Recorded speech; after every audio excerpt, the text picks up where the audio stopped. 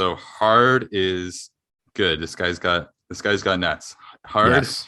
is good. Soft, not good. A So little who is soft. your hard Haas zone winner of race one, and who is your soft Haas zone nominee? So I'm gonna say for the hard who I think was hardest was Charles Leclerc. I just cannot not give it to him. He displayed like some of the most excellent racing. Like he's clearly so ready for this, and I'm just so excited to see what comes next. For my soft, it's gonna be, oh gosh, I'm gonna say Lando Norris. Extremely disappointing. He qualified ahead of Daniel, but he still somehow managed to fall behind. And yeah, they're 14 and 15th, I believe you said, but without the DNFs, that's much higher. That's 18th and 17th, which is, I would say, borderline unacceptable.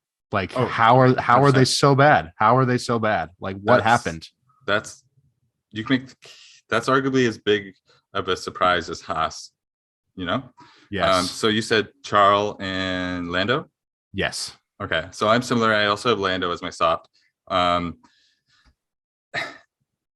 the car's shit, but he's him and Charles Leclerc and George Russell, I guess, are the next ones, or they're supposed to be.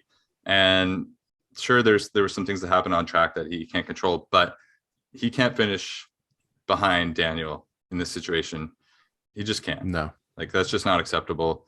Yeah, and I love Lando. He's maybe my second favorite driver on the grid, and it just wasn't acceptable. They were an absolute non-factor. Yeah. Absolutely non-factor. And then my hard, I'm going to give it to Kevin Magnussen. Yes. Fifth Hell place yes. for a Haas, a guy that was out of racing out of F1 for, was it 1 year? 1 year out of F1 completely? Yeah. Plus with the COVID stuff, it's hard to like judge times. But yeah, like he said, he thought he was preparing for some like 12-hour Sakir or something race. No, Bahrain Sakir. He was preparing for some 12-hour race, and then he gets the call, jumps in. Unbelievable. Like, I hope he can get a podium at some point this year. Me too, man. Oh, like, he deserves it. That big smile, not a little smile, big smile on Gunther, just unbelievable. And like Mick was close to points too. He had a few errors that are kind of uncharacteristic of him, but he's going to be in the points too. Like Haas looked great.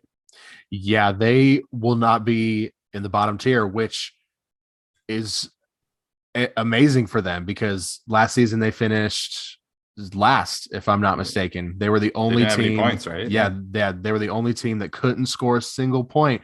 And their best finish last season was like Mick in like what 15th, something like that, in Hungary, or something like that. And those are races where guys crashed out and stuff like that, right? So exactly. And I believe Mazepin's best finish was like an 18th or 17th. Yeah. It's just his big rain decision in Russia. Yeah, he's like, I beat Latifi. Yeah, I'm a great driver. No, yeah. Fuck that guy. You beat Mick. Like, yeah, Mick didn't finish the race, but all right. It's just, and I know Haas has said that obviously they haven't paid back the sponsor money because of sanctions, but they said something about like that it's put to the side, that they're not using their money, that there's other sponsors. Okay. But regardless, they're going to be in a higher position this season, which means they're going to get more money at the end of the year. So they're going to make an even better car. Like the fact that they have such a competitive car when they finished last season. And last by a wide margin. Like, yes. Obviously Mazepin was shipped. Even Schumacher was like struggling. In Q1, he was off the pace by 2-3 seconds of getting into Q2. Like, it was embarrassing. Like, even in Drive to Survive, like Gunther was just, we just want to get through. We just want to survive this season. Like, there was no illusions of any success happening whatsoever. The car was absolute shit, and they had a shit driver as well. Yeah, a rookie and a shit driver. Yeah, who was also a rookie. Everything's changed. Like, this is going to make Mick a way better driver. Having Magnussen back is unbelievable. Like, just even seeing him in his post race interview, like he's happy. Everyone's happy. You know, when Gunther Steiner and Haas are happy, I'm happy. Yeah, the world is happy. That's F1 right. fans are happy. They could Yeah. finish.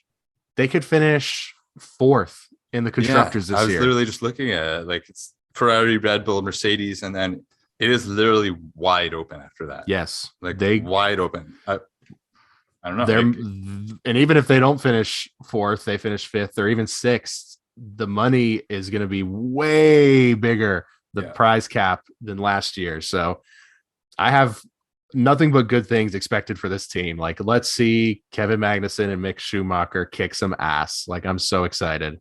100%. And if it keeps going out this way, like I think it was going to be a very interesting decision for next year whether they keep Kevin Magnussen or not. But I mean, it's a no-brainer if he keeps doing this.